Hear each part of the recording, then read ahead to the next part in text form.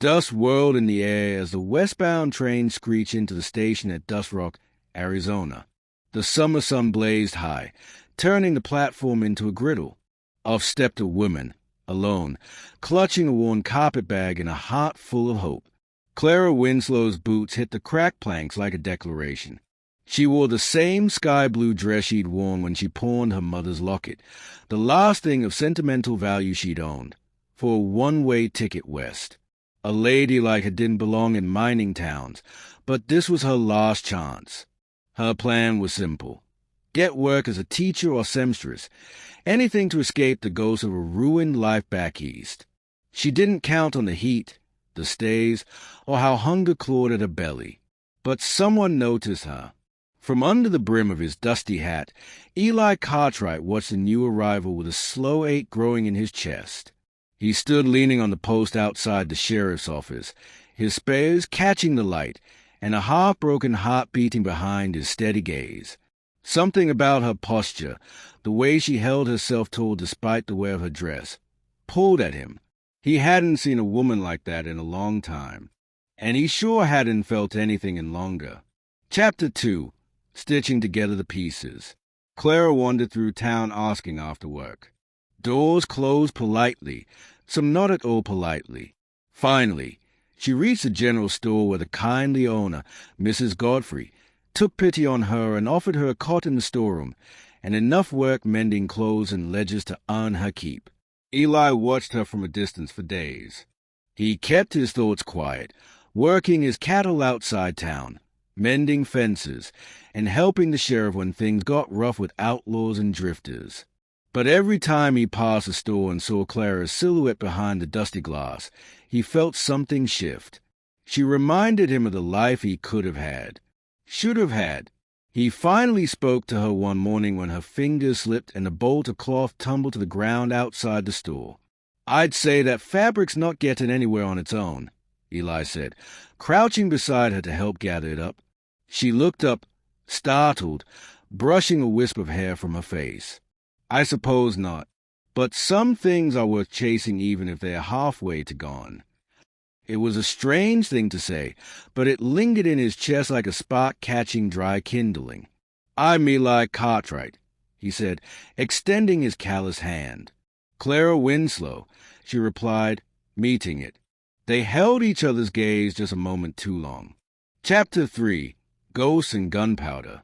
The town had its shadows, and one of them rode back in one hot August evening. Grady Sykes, outlaw, bank robber, and all-around bastard, had once ridden with Eli before Eli walked away from the gang and tried to build something clean. Grady never forgot betrayal, and now he wanted Dustrock Bank, and maybe blood too. That same evening, Clara overheard Eli arguing with the sheriff. "He's not just here for a robbery," Eli said. "He's here for me." Clara, who'd grown fond of the quiet cowboy with tired eyes, waited until the sheriff left before approaching him. "You knew him?" Eli nodded. "Rode with him once, back when I was too angry to care who I became. And now I care too much," he whispered, his eyes locked on hers. Clara reached up and brushed her fingers lightly over the scar along his cheek. "You're not that man anymore." Chapter 4. Before the Storm. In the days that followed, Eli grew tense, and Clara felt it in the air, like the heavy pressure before a thunderclap. She stayed busy helping townsfolk board up windows and gather supplies in case of trouble. She also cooked meals for Eli when he came back from scouting the trail. One evening, they sat on the back porch of the store, sharing cornbread and silence. "You're brave," Eli finally said. "I'm just tired of being afraid," she answered. He looked at her, his jaw working. "When I first saw you step off that train, you looked like you were running from something." She swallowed. "I was. My fiancé left me. Said I wasn't the woman he needed anymore after his fortune change. I'd have married him even if we starved, but he saw me as a burden. He was a fool." She laughed bitterly. "You don't even know me." "I don't have to," he said softly. "I know him. Men who run from strong women don't deserve them. Their hands brushed. For the first time in weeks, Clara smiled. Chapter 5, Dust and Blood. Grady struck just before dawn. Gunfire cracked through the air as his gang rode into Dustrock, masked and ruthless. Eli was ready. He and the sheriff exchanged shots with the outlaws as townsfolk ducked into cellars and behind crates. Clara refused to hide. She crouched behind the store counter with a pistol Mrs. Godfrey had stashed years ago and aimed steady hands at the door. Eli saw her there and his blood froze. "Clara, stay down." "Not if they come through here," she shouted back. Grady and Eli finally faced each other in the street, guns drawn. It was like a past life resurrected, and only one could survive it. "You always thought you were better than us," Grady growled. "No," Eli said. "I just decided I wanted better." A shot rang out, and it wasn't Eli who fell. Chapter 6, Ashes and Promises. The dust settled. Grady's body lay in the street.